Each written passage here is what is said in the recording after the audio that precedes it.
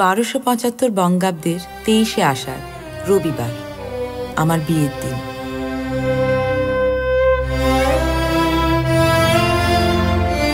ওই বিশাল বাড়িতে মন খুলে দুটো কথা বলার জন্য হাঁসফাঁস করতে যে নতুন বৌঠান, সে অবশেষে একজন বন্ধু পেল,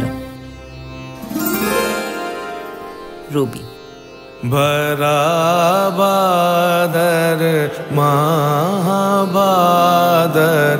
শূন্য মন্দির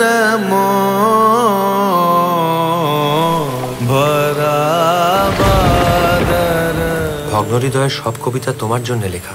রবি এটা ছাপতে পারলো? যে চিঠিগুলো ভারতীতে ছাপা হয়েছে সেগুলো তো আসলে তোমাকেই লেখা চিঠি। জাগিয়া উঠিছে প্রাণ, ওরে উথলি উঠিছে বাড়ি, ওরে প্রাণের বাসনা প্রাণের আবেগ রুধিয়া রাখিতে নারী। থর থর করি কাঁপিছে ভূধর, শিলা রাশি রাশি পড়িছে খসে, ফুলিয়া ফুলিয়া ফেনিল সলিল, গরজি উঠেছে দারুণ রোষে। কোনো সংবাদপত্রে যেন এই খবর না বেরোয়, যতই অর্থ লাগে লাগুক। তোমার ভাই তো ঠাকুর বাড়ির মান সম্মান নিয়ে কোন ঘরের মেয়ে আনা হচ্ছে একটু দেখেও নিল না। প্রাণনাথ, কোথা গেলে? তুমি কি বিনোদিনীর সাথে প্রেম করছো? তোমাকে ছেড়ে আমি কখনো কোথাও যাব না।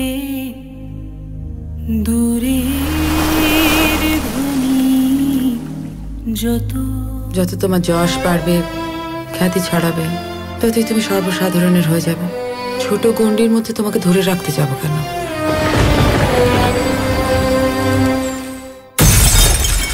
নতুন বউঠান